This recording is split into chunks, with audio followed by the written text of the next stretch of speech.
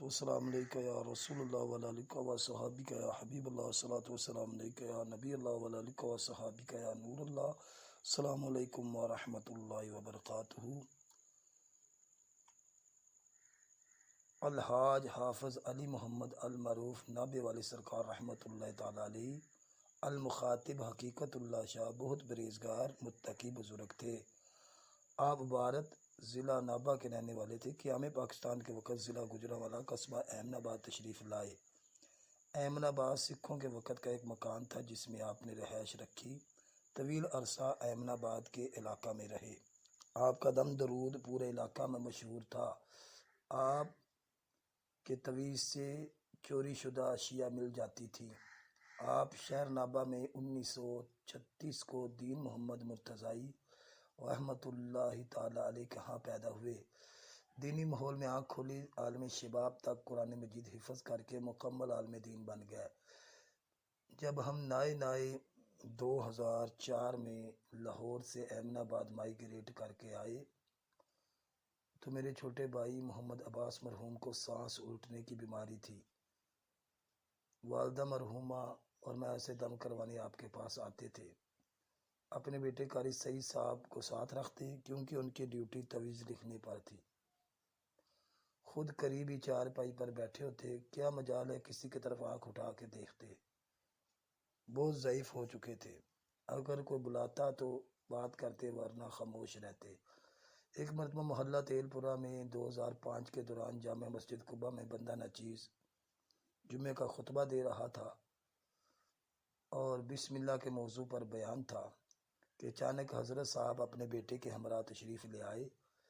میں نے بیان ختم کر کے ممبر سے نیچے قدم رکھا، پھر حضرت صاحب کو خطبہ پڑھنے کے لیے عرض کی۔ آپ نے ٹالا، میں نے پیار سے آپ کی قبر پر ہاتھ رکھ کر عرض کی، آپ ہی کا اب کام ہے۔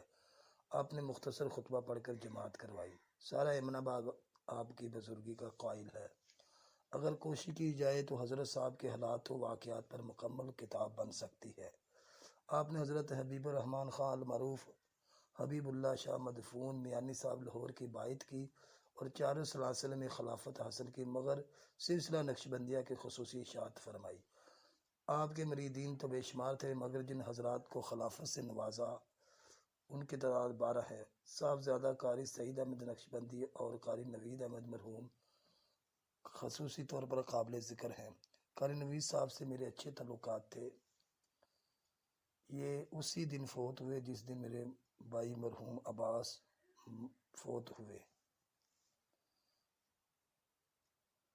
آپ رحمۃ اللہ تعالی علیہ کے 3 بیٹے اور 1 بیٹی ہوئی۔ لڑکوں کے نام اس طرح ہیں: صاحبزادہ منظور احمد، صاحبزادہ الحاج قاری سعید احمد اور صاحبزادہ قاری نوید احمد مرحوم۔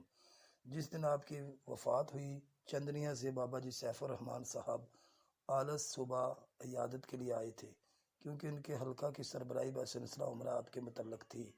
حافظ صاحب ہر سال عمرہ کرنے جاتے تھے۔ کچھ عرصہ رہنے کے بعد 11 ذی الحجہ 1213 ہجری 18 نومبر 2010 بروز جمعرات کو جوار رحمت میں داخل ہوئے۔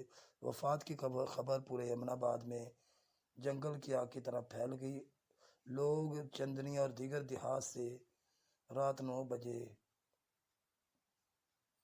فل سردی میں جنازہ پڑھنے کے لیے آئے۔ مرزا کالونی کے قریب ان کی تدفین عمل میں لائی گئی، جہاں مزار موجود ہے۔ سبحان اللہ۔ ذرا مزار پاک کا ویو ملاحظہ فرمائیں۔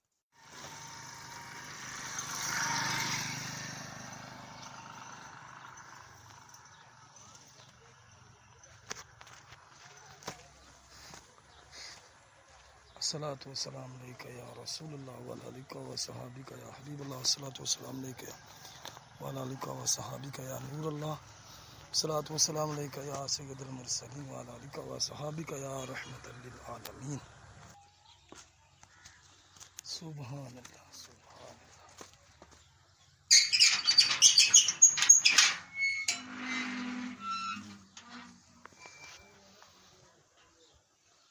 سبحان اللہ۔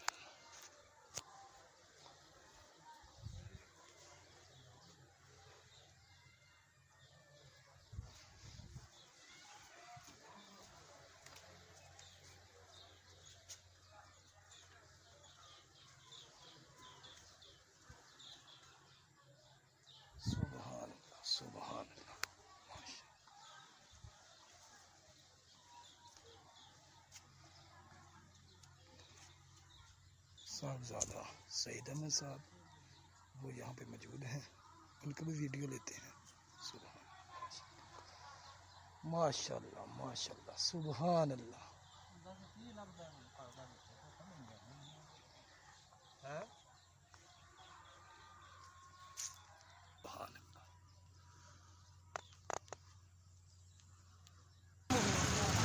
ये सरकार की तस्वीर है माशाल्लाह।